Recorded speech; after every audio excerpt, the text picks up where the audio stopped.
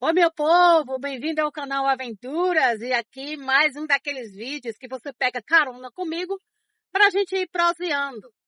Eu tô saindo agora aqui de Jussiape, terminei meu expediente aqui, estou retornando para Piatã, 69 quilômetros daqui lá, e enquanto isso a gente vai conversando sobre algumas coisas aqui do meu tempo de 5 anos aqui no YouTube.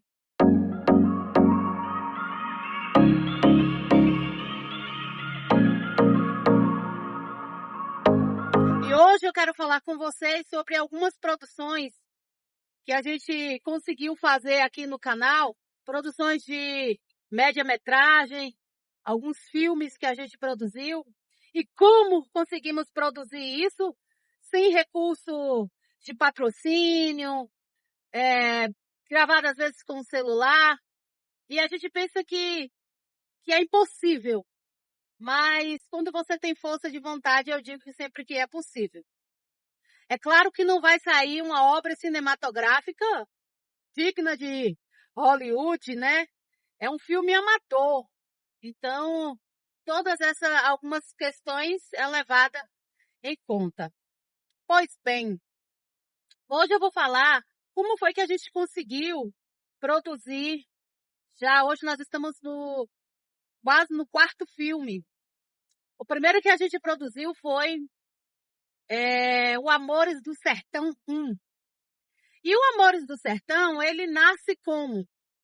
Ele nasce, foi bem na época do período da pandemia, todo mundo meio que assim, disperso, né? Ninguém podia sair para trabalhar, muita gente em casa. E como a gente mora no interior, a gente mora aqui no interior da Bahia, no município de Piatã, e nessa época eu estava morando lá no povoado onde eu nasci, chamado por Felizardo. E a gente eu já tinha começado meu canal, produzindo algumas matérias sobre os costumes ali da região. E aí, minha mãe sempre me contou uma história da minha tia. E eu sempre gosto muito de ouvir essas histórias de vida, né, de como eram as coisas antigamente. E minha mãe sempre me contou a história da minha tia, que ela, na época da sua juventude, ela foi forçada a casar com uma pessoa que ela não queria. E a história é bem bacana, porque ela tinha um namorado, o namorado ele foi para São Paulo e não deu mais notícia. O tempo passou, aqui ela arrumou outro namorado e já estava tudo certo para casar. Naquela época, minha mãe conta que já tinha arrumado vestido de noiva, já tinha engordado porco, já tinha comprado bode, tudo pronto para o casamento. E aí, lá antigamente tinha o dia do casamento, que era a festa, né, mesmo, e tinha as vésperas, que chamava a festa do noivo. Às vezes acontecia na véspera do casamento e às vezes acontecia uma semana antes. E aí, minha mãe conta que quando chegou na véspera, era a festa lá na casa do noivo, a minha tia arrumou para ir, só que minha tia já estava toda emburrada para arrumar a festa. Todo mundo naquela animação para ir para a véspera, né? Da festa do noivo, e na semana seguinte seria o casamento deles. E disse que minha tia toda empurrada. Aí que o pessoal falava assim, mas o que que Daia tem? Que tá todo mundo animado, é ela que é a noiva, tem que estar animada. E aí ela disse que o que aconteceu? Uma noite antes ela sonhou com então o namorado dela chegando de São Paulo e disse que ele chegava muito bonito.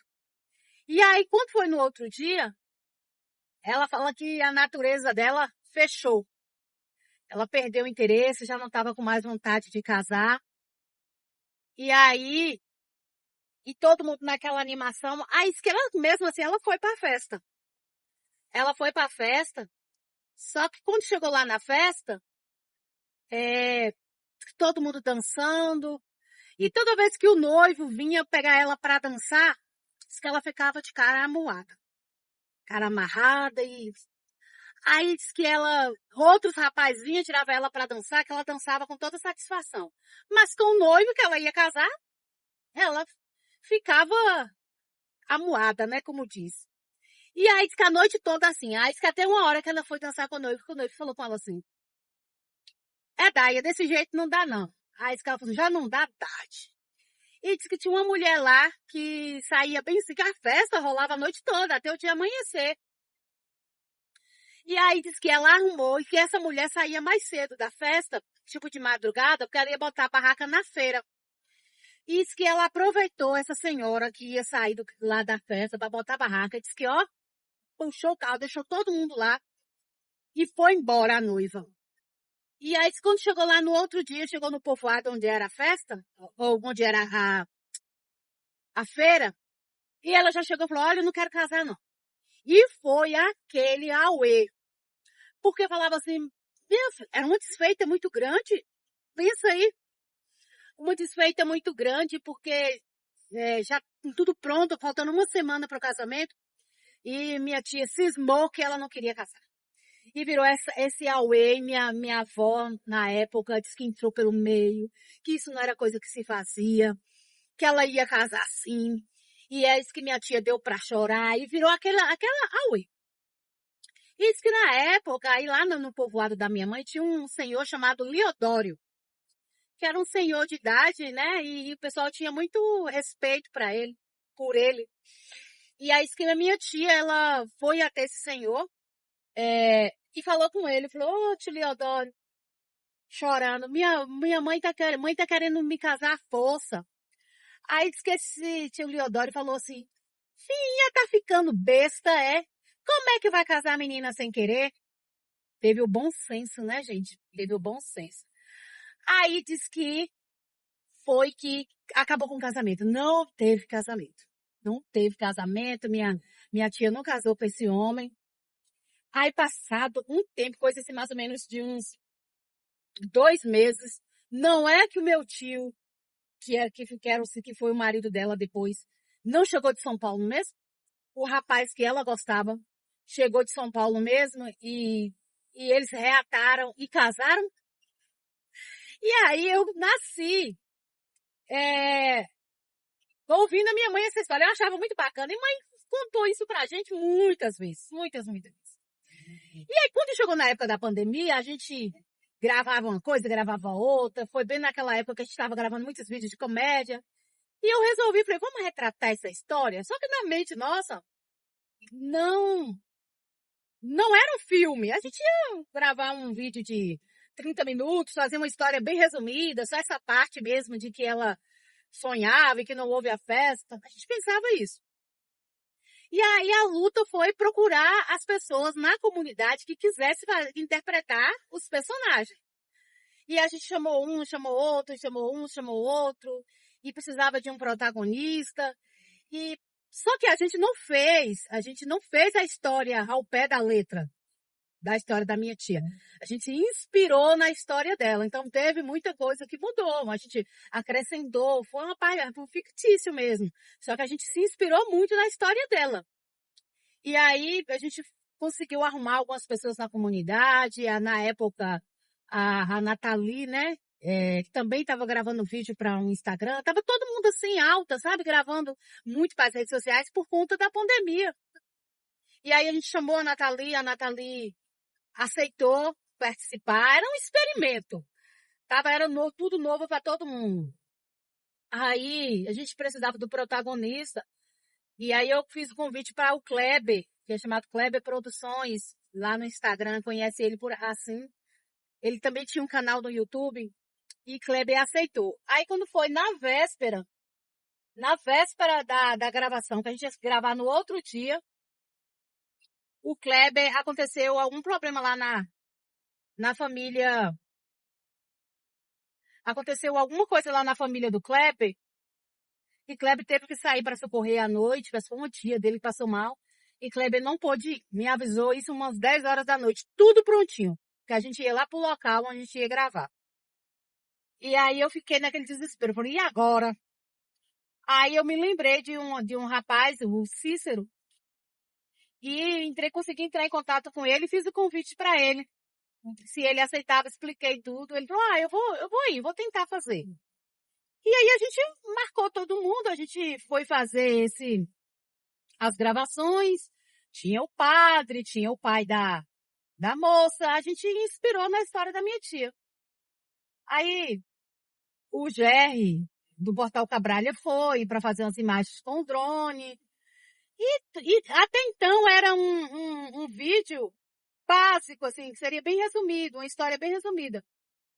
E aí eu me lembro quando a gente voltou lá das gravações, que chegamos em casa, a minha filha pegou umas imagens do que a gente tinha gravado no dia e editou e postou no Instagram. Aí, bum, estourou. Aí todo mundo comentando quando é que lança. Uns chamavam de filme, outros chamavam de novela. E foi aquele dia com as imagens bem legal mesmo, porque tinha a imagem de drone, cavalo correndo. Então o pessoal nunca tinha visto aqui na nossa região. E aí a gente teve que reelaborar o roteiro. Eu lembro que o Jerry falou comigo na época assim, Gê, não vai dar mais para ser como a gente pensou. Vamos ter que repensar a história aí e esticar para realmente virar um filme. E isso a gente fez, a gente acabou acrescentando mais personagens, trazendo mais coisas para dar sustância à história. E nasceu Amores do Sertão. E Amores do Sertão, ele começa as suas primeiras gravações, a gente gravou algo assim bem básico mesmo, sem recursos, sem nada de dinheiro, não tinha nada de patrocínio, não tinha nada de incentivo à cultura do município, nada. Aliás, a gente sempre grava assim, a gente nunca tem apoio assim, de incentivo à cultura, nada aqui no nosso município. É sempre na cara e na coragem. E aí, no dia que a gente foi gravar, os atores cada um levou um refrigerante, outros levou farofa, outros levou isso, levou aquilo. E na hora do almoço, a gente fazia aquele mexidão e comia. E as primeiras cenas até a gente começou a gravar com celular. Eu tinha um Samsung A31. E foi com ele que a gente começou a gravar as primeiras cenas. Aí, do filme, do meio para o fim, o Jerry foi terminando de gravar com aquelas câmerazinhas. Minha mão tá vermelha, gente, foi da aula de hoje. Aquelas câmerazinhas pequenas, sabe? Da Sony, que o Jerry tinha duas. E a gente terminou gravando o filme assim. E foi tudo muito novo, porque a gente nunca tinha editado nada que se parecesse com o filme. E foi aquela animação, até chegou o dia do lançamento, nós fizemos o lançamento com todos os atores, e foi um sucesso. Quando nós lançamos o filme, foi um sucesso. E de lá para cá, a gente não parou mais. A gente continua com toda a dificuldade. Os atores, sempre que participam, os atores, eles são atores voluntários, pessoas mesmo que gostam, entendeu? Que gostam dessa arte da dramaturgia. E o pessoal depois começou a surgir mais gente. Quando vocês for fazer o próximo, me chama, eu gosto. E eu sei que de lá para cá a gente tem lutado com pouquíssimos recursos. Os atores continuam sendo atores que vêm de forma voluntária. A alimentação continua do mesmo jeito. Transporte, às vezes a gente combina. Olha, quem passar em tal lugar, pega. Porque aqui a gente pega atores do município de Boninal, de Cabralha, da cidade sede de Piatã, de povoados aqui do município de Piatã, do Canguçu, Coxó. Então a gente vai. E aí, quando é o dia de gravar, a gente sai combinando. A gente tem um grupo aí. Quem tá vindo de Boninal, tem vaga no carro, passa em Cabralha, pega não sei quem. E passa no Coxó, pega, e vai fazendo esse mutirão, essa organização, e vai trazendo os atores até os locais de gravação. Às vezes acontece aqui na cidade sede de Piatã mesmo, outra hora acontece nos povoados aqui do município, e sempre que a gente grava, a gente faz esses combinados. E aí nós gravamos Amores do Sertão 1, depois nós começamos a gravar o Entre o Doce e o Amargo do Café, foi um outro filme, porque a gente ia retratar sobre a cultura do café aqui, a nosso município. ele é produtor de café, ele é conhecido como a terra do café. Então a gente queria usar o café, a produção de café, como pano de fundo para a história. Aí nós gravamos o 1, gravamos o 2, lançamos. Esse não teve tanto sucesso, assim, vamos dizer. Tivemos poucas visualizações no YouTube, tivemos poucas visualizações. O primeiro bateu só 8.000 visualizações. O segundo, o Amor, Entre o Doce e o Amargo do Café 2, bateu só 1.000 e poucas visualizações. E enquanto que Amores do Sertão, o primeiro que a gente fez, até hoje, ele tem o quê? Uns 5 anos de lançado, ele tá com acho que quase 500.000 visualizações, o Amores do Sertão 1. Aí depois com um projeto que eu desenvolvi na escola, a gente conseguiu gravar o Caminho das Palmeiras. No Caminho das Palmeiras já foi mais fácil para mim. Por quê? Porque eu ganhei um edital de fomento à cultura aqui no município. Então eu me inscrevi e acabei ganhando esse edital. Com esse edital, com o dinheiro desse edital, eu consegui comprar minha câmerazinha, a pequena, uma câmera pequena. Consegui comprar, eu consegui comprar o meu drone. E comprar mais alguns equipamentos básicos. Praticamente hoje eu não tenho nada, é mais na cara e na coragem mesmo. Mas eu consegui comprar o drone. E foi um projeto muito bom, porque o Caminho das Palmeiras ele é uma história baseada em fatos reais e ela nasce de um trabalho pedagógico lá, feito na escola que eu trabalhava, que é um projeto de leitura e foi voltado para o gênero memórias. E aí a gente selecionou textos dos alunos história de pais, de avós, de tios, que fosse uma história interessante. Até chegar à história de Miguel. E aí foi a história selecionada. Eu fiz o convite aos professores para embarcar comigo nessa aventura de produzir um curta-metragem lá na escola, com os professores, funcionários, pais, e eles aceitaram. Aí pegamos alunos da escola, pais, professores, funcionários, e a gente conseguiu produzir o Caminho das Palmeiras. E aí foi assim, sempre praticamente com nada de recurso, nada. Às vezes, o patrocínio que às vezes a gente ganha quando a gente vai fazer o lançamento, a gente procura um empresário, um aqui, o outro ali, e pergunta se não tem interesse de estar colocando a sua marca na abertura do filme. E aí a gente consegue, às vezes, um patrocíniozinho que a gente faz a festinha de lançamento do filme, somente. Mas a gente nunca conseguiu fechar uma parceria, nunca teve nenhum empresário da região que olhasse para esse projeto e dissesse assim, não, olha que ideia legal, vou apoiar. Não temos o apoio de nada, de ninguém, assim, é cara e coragem, assim. O apoio que a gente tem é dos atores, porque eles sabem que eles não vão ganhar nada com isso, que é um trabalho totalmente voluntário, que é contar histórias e eles aceitam. Esse é a parceria que a gente tem, porque partiu disso. E assim, quando a gente lança o filme lá no YouTube, quando a gente lança o filme aqui no YouTube, aí tem muitos elogios. Ai, que trabalho bacana. Ai, revivi a minha infância. Que bacana, tá mostrando nossa região. Só que assim, fica nisso, entendeu? Ninguém se desperta para ajudar, para apoiar, dar as mãos, né? Porque assim, a gente precisa de ajuda simples. Desde de um transporte, uma gasolina para levar o ator de um lugar para o outro, a alimentação, tudo isso é válido, porque parece ser pouco, mas quando sai tudo de um bolso só, aí se torna pesado.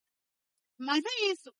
E a gente sempre aproveita o que tem. As locações são pessoas parentes da gente que tem uma casinha lá na roça, a outra pessoa que tem uma casa aqui e vai cedendo as locações para a gente. E a gente vai muita coisa no improviso. O figurino, o próprio ator lá que vai com a gente, eu tenho que essa roupa aqui assim, como é que vai ser a minha roupa? Eles próprios já montam seu figurino lá, vai pegando com os parentes, mostra e monta o figurino do seu personagem. E é isso, gente. Aí produzimos Caminho das Palmeiras, depois em seguida a gente produziu agora recentemente o Amores do Sertão 2, né? Que foi dar sequência à primeira história. Eu achei que seria assim um grande desafio, né? Porque eu não sabia se o público eles iam se envolver com a história por ser a continuação. E aí, mais uma vez, a gente conseguiu gravar o Amores do Sertão 2 e foi sucesso, tem sido sucesso. Não tem nenhum ano de lançado. Nós lançamos ele no 28 de maio. E ele hoje está batendo mais de 200 mil visualizações no YouTube. Então, para mim, é muito gratificante, porque fazer tudo na cara e na coragem, sem recurso nenhum mesmo, eu tenho como uma vitória. E foi assim que a gente conseguiu produzir os nossos filmes, gente, com muita dificuldade. Às vezes o pessoal olha assim, acha que a gente tem alguma ajuda, algum patrocinador, mas é tudo na cara e na coragem, né? E na vontade aí das pessoas em fazer.